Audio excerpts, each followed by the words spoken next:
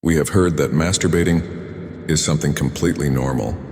But to what extent? How many times a day can you do it without being considered addicted?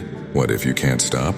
Let's answer these questions and why you should stop today with this act that seems normal but hides a trap for your life.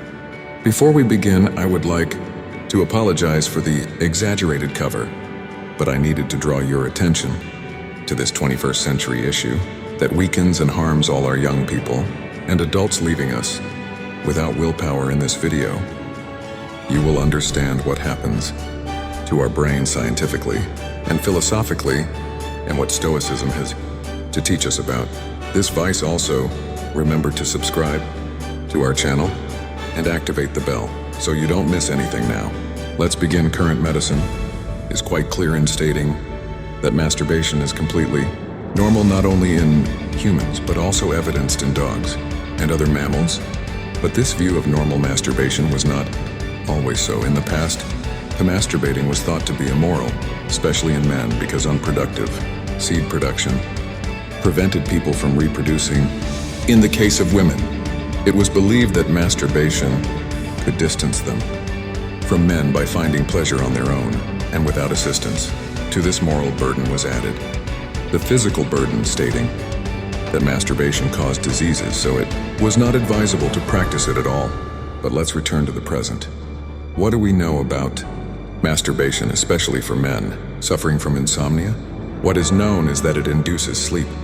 The French Institute of Health and Medical Research concluded that the male brain deactivates sexual desire after orgasm. The cerebral cortex, the area responsible for conscious thought, goes to rest once the man reaches climax. This, in addition to nullifying the desire to continue having sexual relations, facilitates sleep. Therefore, many men fall asleep after sexual activity. But what is the problem? So what is wrong? Well hidden in one of its benefits is a trap. And if you frequent this channel, you will see what I am talking about. Masturbation releases dopamine in your brain. This hormone is responsible for making us feel better, providing calm, relief from stress reduction, and a sense of reward. This is caused by dopamine and is so pleasurable that some people become addicted. The Diagnostic and Statistical Manual of Mental Disorders incorporated hypersexuality disorder. This classifies excessive masturbation under the category of obsessive-compulsive disorder, another vice that leads to mental and also familial destruction. In many cases, you won't be able to control yourself, and you become a slave to yourself, a victim of lack of control, thus seeking relationships with prostitutes, sex with multiple people, and, as we saw in a previous video, excessive consumption of pornography. These are ways that a dopamine-saturated brain finds to obtain pleasure. Pay attention. Addiction to masturbation comes from chemicals released in the brain, and as our brain adapts to their release of these, it feels the need to continually find the codes that generated the stimulation. Your brain will start asking for more and more dopamine to achieve the same pleasure it had the first time making. You always have to keep looking for how to masturbate again. This reaches an exaggerated point when your brain realizes that the release of dopamine is excessive and begins to block receptor in an attempt to stop you. As a result, the person performs the pleasure act, in this case masturbates, but gets nothing, which frustrates them more than they already were excessively masturbating to satisfy. That hunger for pleasure is exactly what a smoker who never stops, someone who eats chocolate until vomiting, or even an alcoholic does at this point. You must be wondering what Stoicism has to do with this. The Stoics Seneca, Marcus Aurelius, and Panis of RHS, masters of self-control and wisdom, address the view of pleasure and lust from a unique perspective, from the words of Epicurus to the intimate thoughts of Seneca. They explored the depths of human passions, a legacy that still captivates us. For the Stoics, masturbation was not just a quest for carnal satisfaction, but an opportunity to explore the limits of the body and mind. They saw it as an exercise in self-awareness and a path to true freedom. In their philosophy, mastery over worldly passions and pleasures was a conquest that elevated the human spirit.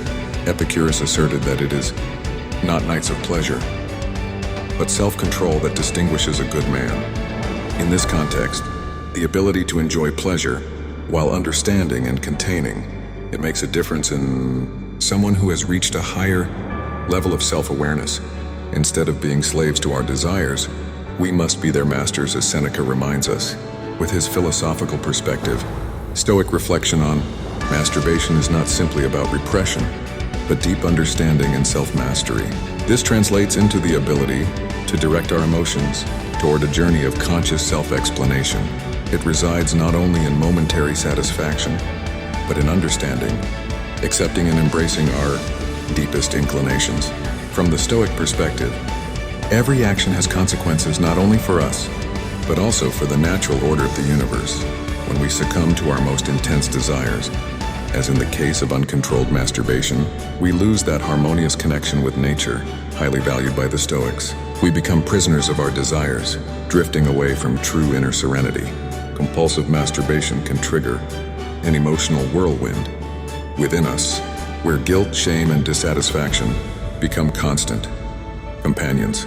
The Stoics teach us to control our intense emotions through introspection and self-regulation.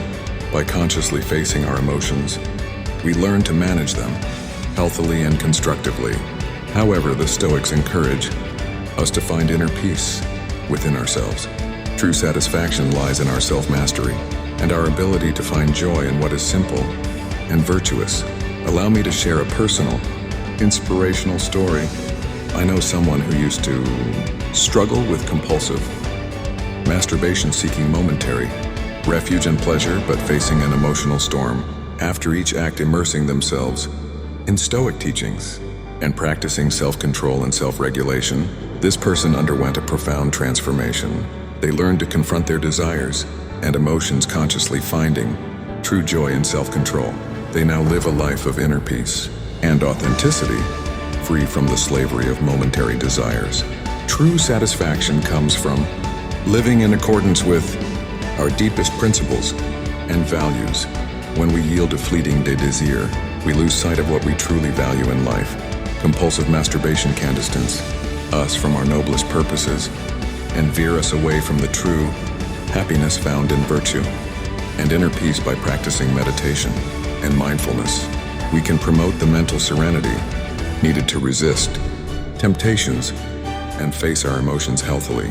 This compulsion becomes an obstacle to mental serenity, dragging us into regrets and steering us away from the peaceful peace found in self-control and moderation. My friend, what are you doing with your life?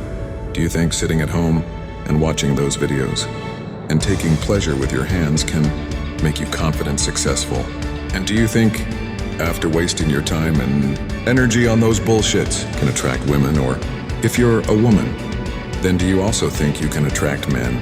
No, never so, my friend. Think wisely. And I want you to write in the comment that I'm a powerful person. I have control over my mind. I choose to do what motivates me. I choose to do what improves me. Thanks for staying with me. You can like the video and subscribe for more